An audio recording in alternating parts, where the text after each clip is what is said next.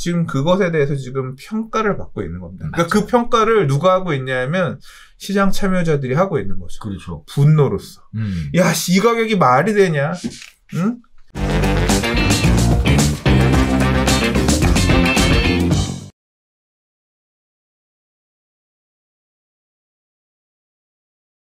자, 두 번째 이야기 가보겠습니다. 자, 문재인 정부의 딜레마입니다. 네. 안 풀자니 민심이 걱정이고, 풀자니 집값이 걱정이다. 라는 얘기인데요. 자, 공급 대책, 분양시정, 균형 발전 등에 대해서는 진퇴양난의 상황에 빠졌습니다. 규제 풀면 집값 자극은 우려가 되고 현행을 유지하면 민심 위반이 걱정되는 완전히 답답한 상황인데요. 최종 결정을 미루면서 우왕좌왕하고 있는 상황이 지금 계속 보이고 있습니다. 장기 프로젝트를 진행해야 딜레마에서 벗어날 수 있다 이렇게 얘기하는데 선생님 조금 얘기하셨던 것처럼 장기 집권 프로젝트가 장기 프로젝트가 이러려면 왕정으로 가야 된다. 야, 근데 또 지금 생각하고 있는 게 그러니까 현재 정부가 생각하고 있는 이 어떤 기준의 정책을 길게 가야 된다 이렇게 이분들도 생각하고 계시지 않을까요? 그러면 안정화시킬 수 있을 거다. 그렇죠. 근데 지금 그 가는 과정에서 정책이 잘못된 건지 아니면 부작용이 심한 건지 그렇죠. 아무튼 그래서 이 사단이 지금 나고 있는 상황인 맞습니다. 거죠. 네. 자, 그래서 현재 크게 나와 있는 딜레마 5가지가 있는데요. 하나가 주택 공급 확대에 관련된 부분이에요. 이것도 다들 아시는 것처럼 김현미 장관이 있을 때 주택 공급은 충분하다라고 갔다가 지금은 발표되는 대책마다 어떻게 하면 주택 공급을 많이 할 거냐라는 형태로 지금 바뀌어가고 있죠. LH 개혁안, 이것도 계속 얘기 나왔었던 부분입니다. 자, 양도세, 종부세 관련된 부분들도 지금 계속 뜨거운 감자로 나와 있는 상황입니다. 서로 다 반대죠, 지금. 찬성하는 사람이 없어요. 분양가 규제에 관련된 부분도 이것도 심각합니다. 민간 건설이 지금 참여하기가 어려운 상황이 말썽이고요. 또 지역 인프라에 관련된 부분들도 계속 얘기가 나오고 있는 상황입니다. 자, 문재인 정부가 이처럼 정부의 부동산 정책을 내놓을 때마다 지속해서 이런 딜레마를 드러냈는데요. 세금 인하를 하려면 부자 감세는 나쁘다고 하고요. 또 세금을 현행대로 유지한다고 하면 민심을 따르지 않는다고 욕을 먹고 있는 상황입니다. 서울과 부산에서 치러진 4.7 재보선에서 참패를 겪은 후에 지금 공공중심 주택공급 정책, 전월세 급등을 초래한 임대차 보호법, 집값 상승 근원지로 꼽히는 강남의 주택공급을 늘리기 위한 재건축 재개발 활성화 방안, 시중주택 매물 감소를 원인으로 여겨지는 각종 세금 규제 등을 뜯어고치는 작업이 필요했는데요. 하지만 규제를 완화하자니 불로소득을 인정하게 되는 꼴이고 투기 수요를 자극하는 대책이라는 비판에 직면하게 되어 있는 상황입니다. 아무런 결정을 하지 못하고 시간을 질질 끌고 있다 보니까 이제는 민심을 전혀 읽지 못하고 있는 정부다라는 얘기와 더불어 대선 참패의 가능성까지 이야기가 나오고 있는 상황입니다. 분양시장에서는 서민을 위한다는 명분으로 HUG에서 분양가 심의, 분양가 상한제 시행 등으로 새 아파트 분양가를 주변 집값 시세보다 한참 낮추는데 성공을 했는데 결국 시장에 왜곡을 만들어서 분양 로또 천국을 만들어 놨습니다.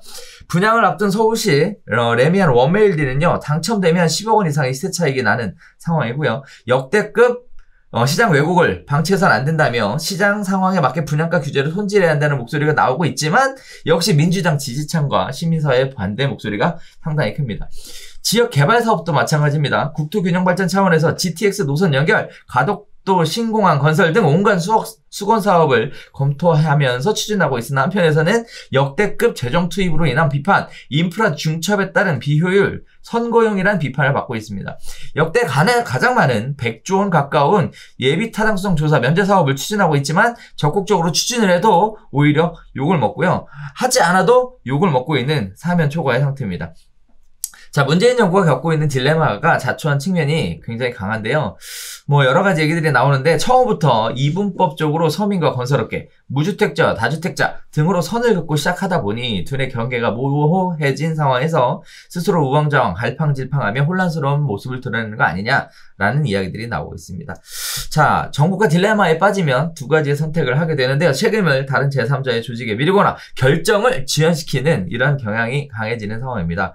자, 우리가 유튜브를 방송을 하면 정부의 정책에 대해서 좋은 얘기도 하지만 비판에 대한 이야기도 종종 하게 되는데요. 정부 비판에 대한 이야기가 나오면 꼭 빠지지 않는 게, 그래서 니들이 뭐 이렇게 제안을 한번 해보란 말이야, 뭐 이런 식의 이야기들을 종종 하시는데, 이게 사실 참 어렵습니다. 그리고 또 하나는 우리가 유튜브에서 이런 제안을 한다고 달라지는 것도 없고요. 또 한편에는 우리 입장에서의 유튜브 컨셉은 어떻게 보면 현재 흐름에 맞는 대응 방식에 대한 이야기를 하는 거지, 정책적 개선이나 제안을 위해서 유튜브 방송을 진행하는 건 아니라는 점 말씀을 드리면서, 자, 수장님이랑 같이 이야기 나눌 부분은요, 제가 보기에도 답답할 것 같아요, 이거 상황. 네. 어떻게 보고 계세요? 그러니까 사면 초과라는 표현은 네. 어떻게 이해를 해야 되냐면, 어떤 정부가 가지고 있는, 그러니까 주택 문제를, 부동산 가격을 안정화시키기 위해서, 뭐 예를 들어 전월세 문제를 안정화시키기 위해서 정부가 생각한, 정책을 만드는 분들이 생각한 안이 있겠죠. 그 안을 굉장히 강력하게 추진할 수 있는 힘이 주어졌어요. 네네. 뭐 2017년에 파리 부동산 대책이라고 하는 것부터 계속 그렇죠. 부동산 대책들을 되게 힘있게 계속할 수 있었던 건 뭐냐면 그 힘을 갖고 있었기 때문이에요. 굉장히 강력한 규제책. 솔직히 말해서 말이 안 되는 대책이에요. 제가 생각할 때. 저의 상식으로는 받아들일 수 없는, 말이 안 되는 내용들을 담은 그런 강력한 규제책들을 썼어요. 맞아요. 그래서 지금 4년이 지났어요. 만 4년이 지났는데 만 4년이 다 되어가는 거죠.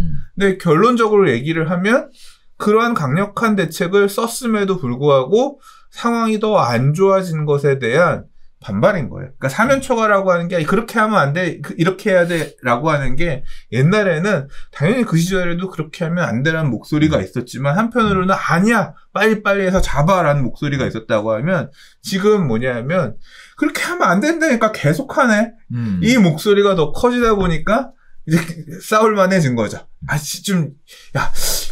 안 된다고 했던 쟤네들 말이 맞는 것도 같네 하니까 지지했던 목소리들이 줄면서 이제 사면 초과의 형국이 되어버린 거죠.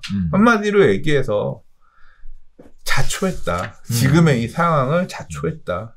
뭐 아까 말씀하셨지만 공급은 부족하지 않아 라고 얘기를 했는데 어떻게 하면 더 공급할지를 계속 고민하고 있습니다.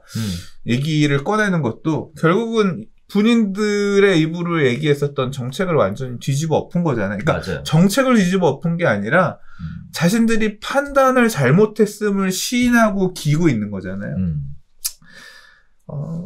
저는 그 부분도 결국은, 그러니까 저의 생각은 그래요. 공급은 부족하지 않다고 저도 생각해요. 뭐가 문제냐 이 얘기 맨날 하지만 저는 양도소득세 중과가 재고주택 매물의 급격한 감소를 가지고 와서 매물 시장에 수요가 있는 상태에서 그 안에서 나올 수 있는 매물들의 수를 감소시키니까 가격이 너무 급등한 게 더 큰 원인이다. 그러니까 수급 자체는 그런 대로 갈 수 있는 상황이었으나 이런 어떤 매물 급격하게 줄이는 정책 자체가 뭐 양도소득세 중과만 있었던 게 아니라 임대사업자 제도도 그렇잖아요. 그렇죠. 네. 못 팔게 막는 이제 이런 잘못된 정책들 몇 개가 지금 시장을 더 이상한 방향으로 가게 만들었다고 개인적으로 생각하는데 아무튼 그런 모든 것들을 제가 한 거 아니잖아요. 누가 했어요? 정부와 여당이 주도해서 이만큼 만들어왔고 지금 그것에 대해서 지금 평가를 받고 있는 겁니다. 그러니까 그 평가를 누가 하고 있냐면 시장 참여자들이 하고 있는 거죠. 그렇죠. 분노로서. 야, 이 가격이 말이 되냐? 응? 3기 신도시 기다리라고 불과 2, 3년 전에 3기 신도시 기다리라고 2018년에 얘기하면서 그거 기다리려고 참고 집 안 샀던 사람들은 그때 그냥 3기 신도시 3기 신도시 하겠다는 얘기 안 꺼냈으면 그때 샀단 말이에요. 근데 그때 살려고 했던 집이 5억짜리가 지금 10억, 11억이 됐어. 이제 그러면서 더 설 자리가 없어진 거지. 그러니까 그거는 뭐 누가 한 게 아니에요. 뭐 투기꾼들이 했다? 그 투기꾼들을 제대로 못 막은 것도 책임을 져야지. 책임은 못 지겠다. 그것에 대한 비판은 받아야지. 결국은 뭐 딜레마가 아니라 지금 본인들이 옳다고 생각하셨던 정책대로 끌고 오셨고 지금 4년이 지나서 이 모양 이 꼴이 된 상태입니다. 얼마나 더 이제 이 상황에서 드라마틱한 역전승을 거둬내실 수 있을지 아니면 뭐 이대로 무너져 내릴지는 또 봐야겠지만 뭐 개인적으로 저도 그런 아쉬워요. 네네, 저도 참 아쉽습니다. 처음에 문재인 정부가 들어서고 사실 문재인 정부가 들어선 것 자체가 촛불로 들어선 거잖아요. 굉장히 이례적인 네, 일로 들어서셨고요. 그리고 또 총선에서도 네, 완전히 압승을 하셨습니다. 거기에 따라서 정부가 시작은 참 잘했는데 일단 프레임 자체를 좀 잘못 끼워 넣고 시작한 게 문제가 되지 않았나라는 걱정을 계속 하게 돼요. 여기서도 아까 얘기했던 것처럼 뭐 이분법적으로 접근했다라는 것이 어떻게 보면 가장 큰 문제가 아니었나라는 생각이 듭니다. 대표적인 케이스가 무주택자하고 다주택자에 대한 구분을 너무 크게 가져갔고요. 거기에 따라서 마치 집이 있는 사람은 적폐라는 얘기가 이번 정부에서 계속 얘기가 나왔고요. 그리고 또 서민들하고 건설업계에 관련된 부분들도 굉장히 좀 뭐 그렇습니다. 그러다 보니까 요즘 주변에 얘기를 들어보면 과거에 굉장히 좋아하셨던 분들도 지금은 많이 목소리가 좀 시들해져 있는 부분이라서 저는 말을 아끼겠습니다. 그런 부분들도 좀 안타깝게 느껴지고 있는 상황이고 그러다 보니까 뭐 대선 참패, 뭐 정권이 바뀌었다. 그런 얘기는 하지 마. 구수한 얘기만 해. 알았어. 그런 얘기들을 하고 있더라라는 얘기예요. 자, 그래서 지금 사실 제가 이 기사를 픽한 이유는요. 많은 분들이 이제 오늘도 방송이 올라가면 야 그래서 니네들이 대안을 좀 제시해봐. 네 이렇게 얘기하시는 분들이 계셔서 조회수 몇천 달이 영상을 뭐 얼마나 본다고. 아 그런가? 네. 네. 그래서 이게 참 안타깝다라는 말씀을 전해드리고 싶어서 사실은 기사는 픽했고요. 정치 얘기는 안 하는 걸로. 네, 그렇게 하도록 하겠습니다. 덥다. 에어컨 좀 켜주세요. 더워.